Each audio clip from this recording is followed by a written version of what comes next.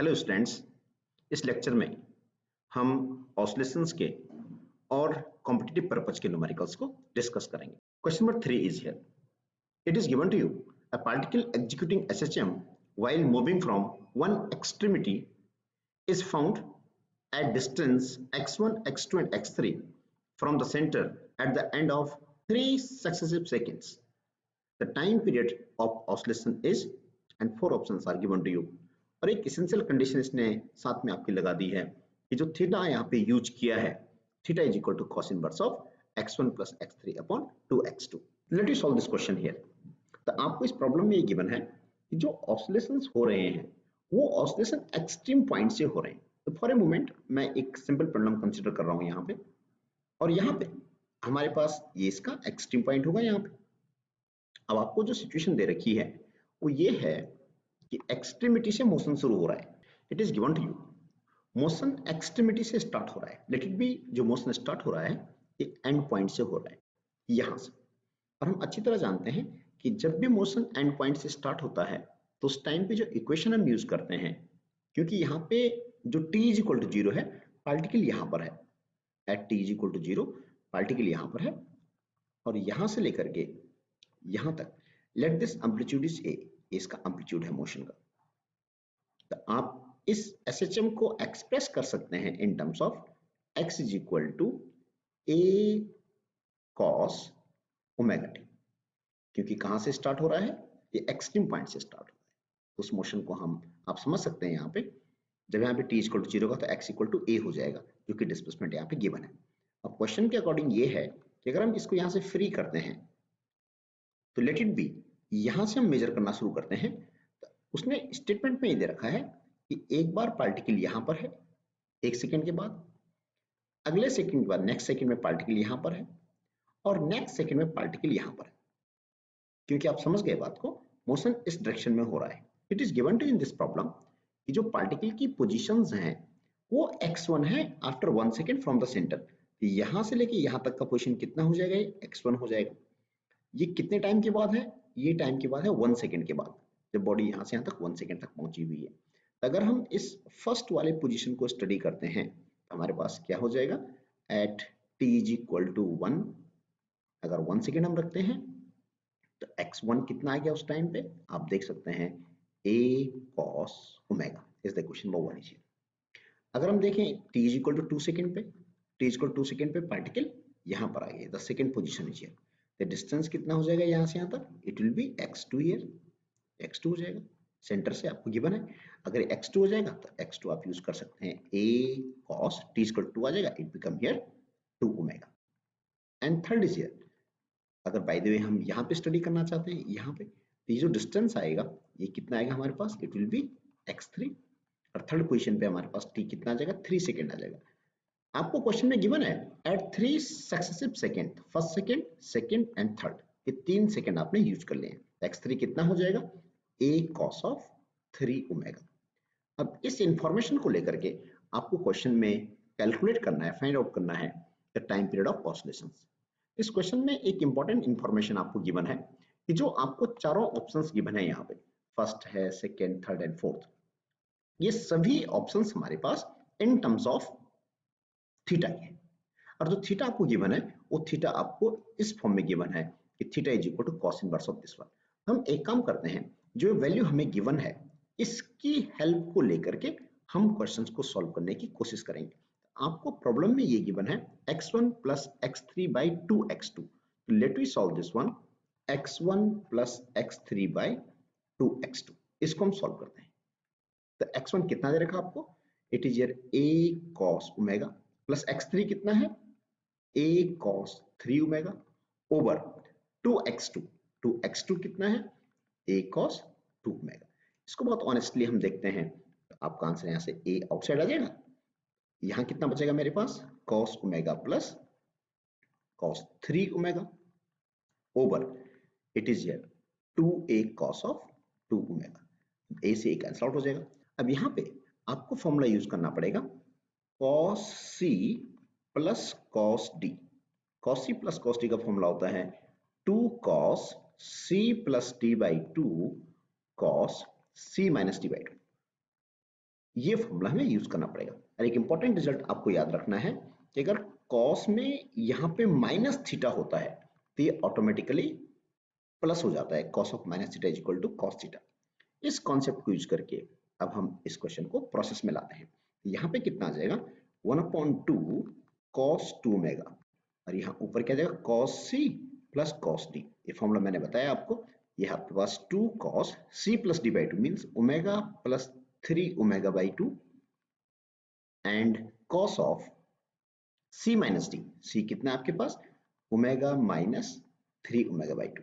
अब इसको हम सिंप्लीफाई कर देंगे तो आपका आंसर कितना आ जाएगा, आप देख सकते हैं यहाँ से it become here 1/2 cos 2 omega, it become 2 cos of 2 plus 1 कितना हो जाएगा 3 प्लस 1 4 बाई 2, तो कितना बचेगा 2 ओमेगा आपको बचेगा। और यहाँ कितना बचेगा cos of, it become here minus of 3, ये 2 बचेगा, 2 से 2 कैंसिल आउट होगा, इट बिकम माइनस ओमेगा। यहाँ से आप देख सकते हैं cos 2 ओमेगा यहाँ भी है, cos 2 में कैंसिल आउट हो जाएगा, 2 से 2 कैंसिल आउट हो गया, और आपके पास जो फाइनली आपके पास रिजल्ट आया है वो आया है cos ऑफ ओमेगा।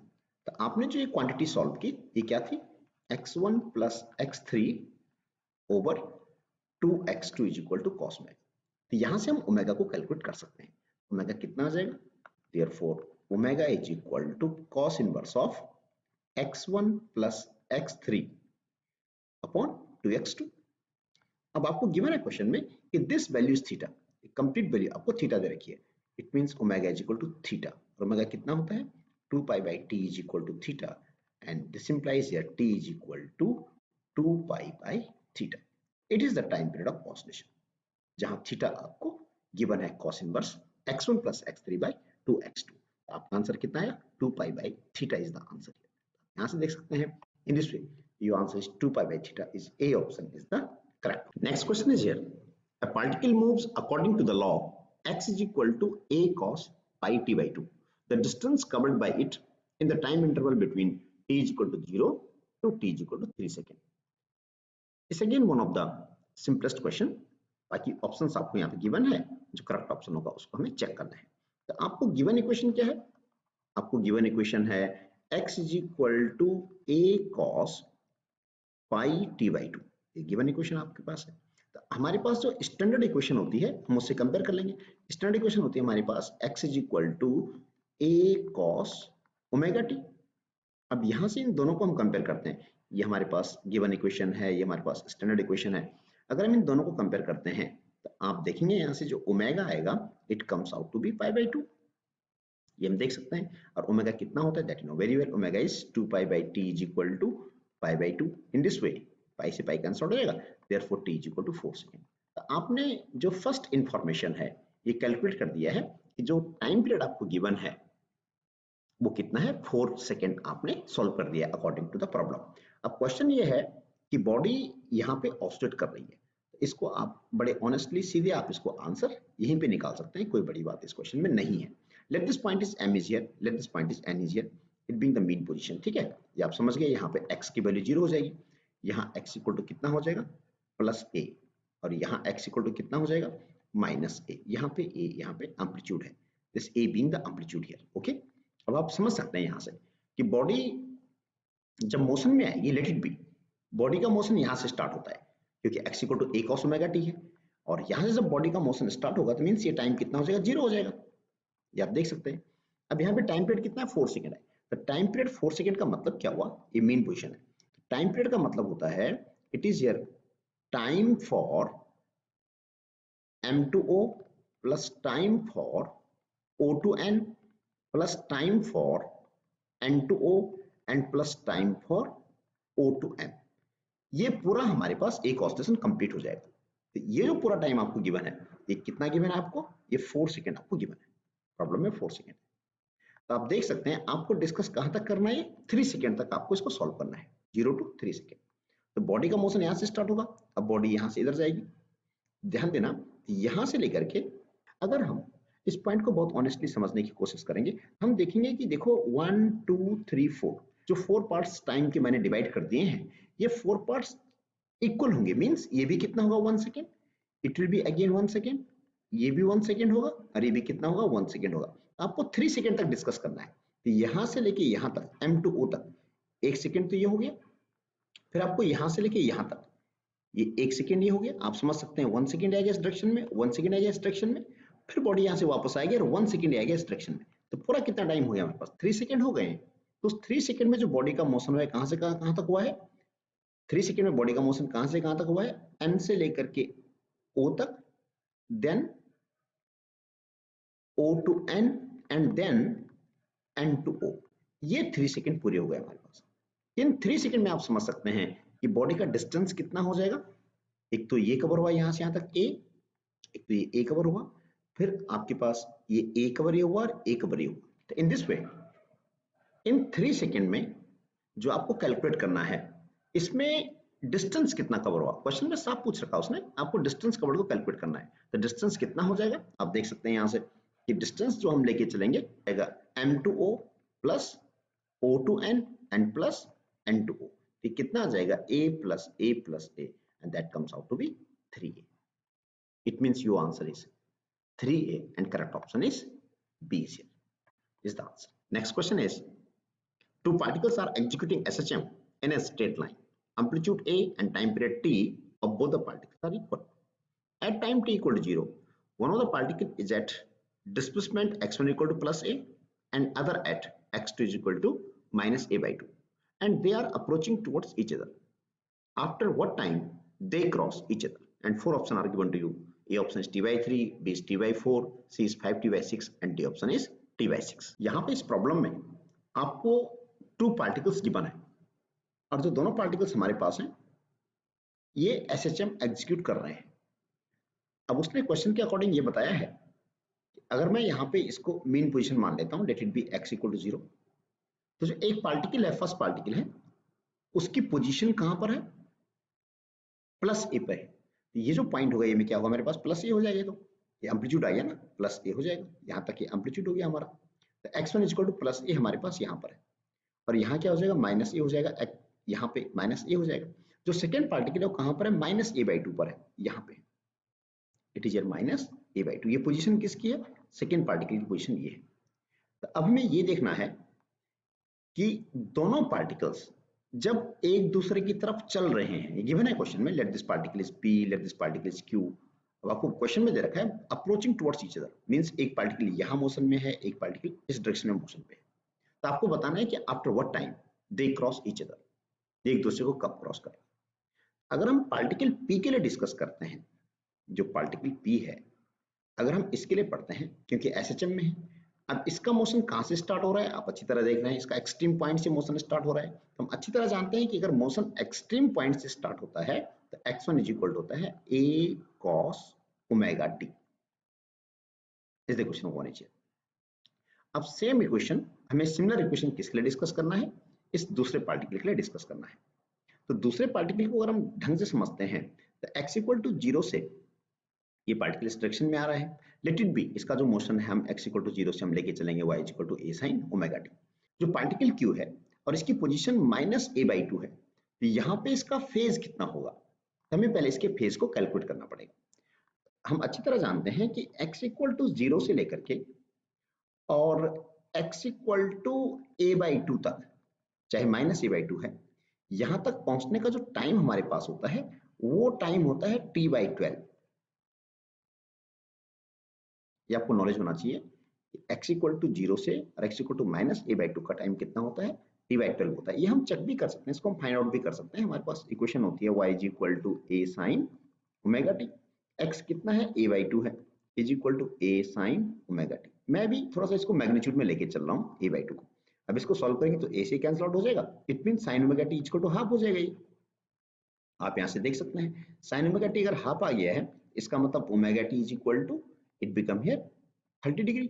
30 ओमेगा कितना होता है, 2 pi by T into T. 30 degree stand for pi by 6। अब आप देखेंगे यहाँ से स्मॉल टी कितना आ जाएगा, therefore small T is equal to T by 12। Means यहाँ से लेकर के यहाँ तक पहुँचने का जो टाइम आपने कैलकुलेट किया है वो कितना है, टी बाई 12 है। अब एक रिलेशन हमारे पास होता है theta is equal to omega T, तो मैं इसको फेज एंगल की फॉर्म में एक्सप्रेस कर रहा हूँ। तो phase phi is equal to omega कितना होता है, 2 pi by T into T. अब यहाँ पर हम वैल्यू पुट करते हैं तो इट बिकम हियर 2π/t और t कितना है आपके पास t/12। यहां से सॉल्व करेंगे तो it comes out to be π/6। यहाँ पे जो हमारा डिस्प्लेसमेंट है वो -a/2 है। यहाँ पे डिस्प्लेसमेंट कितना है -a/2 है, तो देयरफॉर जो फेज दिया जाएगा वो फेज हमारे पास आ जाएगा -π/6 का। तो जो सेकंड पार्टिकल है उसकी जो इक्वेशन बनेगी वो इक्वेशन हमारी बन जाएगी, यहीं पे मैं इसको मेंशन कर रहा हूं, और आपका इक्वेशन बन जाएगा फॉर पार्टिकल Q। तो पार्टिकल Q के लिए अगर मैं इक्वेशन बनाता हूं तो बनेगी x2 is equal to, it is here having same amplitude a sin omega t minus π/6 is to be kept in mind is the equation number 2। ये बात आपने समझनी है कि इसके लिए जो इक्वेशन आएगी उसमें फेज कितने का आ जाएगा -π/6 का आएगा, क्योंकि ये ओरिजिन के रेस्पेक्ट में कहां पर है -a/2 पर है। अब यहां पर जब एक दूसरे को क्रॉस करेंगे उस टाइम पे definitely x1 become equal to x2। जब दोनों पार्टिकल एक दूसरे को क्रॉस करेंगे तो उनका डिस्प्लेसमेंट क्या हो जाएगा, पर्टिकुलर टाइम पे जो गिवन टाइम है इस टाइम पे हम लेके चल रहे हैं, उस टाइम पर जब एक दूसरे को क्रॉस करेंगे तो उस टाइम पे पर्टिकुलर डिस्प्लेसमेंट इक्वल हो जाएंगे, x1 equal to x2। x1 कितना है मेरे पास, it is here a cos omega t, and यहाँ पे x2 कितना है a sin omega t minus π/6। अब आप इसको एक्सप्रेस कर सकते हैं, a से कट जाएगा, cos ओमेगा t को लिख सकते हैं हम sin 90 minus theta π/2 minus omega t। Express कर सकते हैं cos को हम sin 90 माइनस थीटा लिख सकते हैं is equal to sine of omega t minus π/6। अब इसको आप साइन यहां से हट जाएगा, your result become here π/2 minus omega t is equal to omega t minus π/6। इसको केयरफुली देखते हैं, it become here 2 omega t is equal to π/2 plus π/6। इसको सॉल्व करेंगे, it become here 2π/3। We know very well, जो हमारे पास इस result को मैं यहां मेंशन कर रहा हूं, it become here 2 omega t is equal to 2π/3। omega you know very well, omega is 2π/t into t is equal to 2π/3। omega की वैल्यू आपने पुट कर दी 2π/t, आप देख सकते हैं 2π यहाँ भी है, 2π यहाँ भी कैंसिल आउट हो जाएगा, therefore t comes out to be here t/6। ये t यहाँ से आपने कैलकुलेट कर दिया, t/6 is the answer here। आप देख सकते हैं कि आपका करेक्ट ऑप्शन कौन सा है, जो correct option is here D is the correct option, is the answer।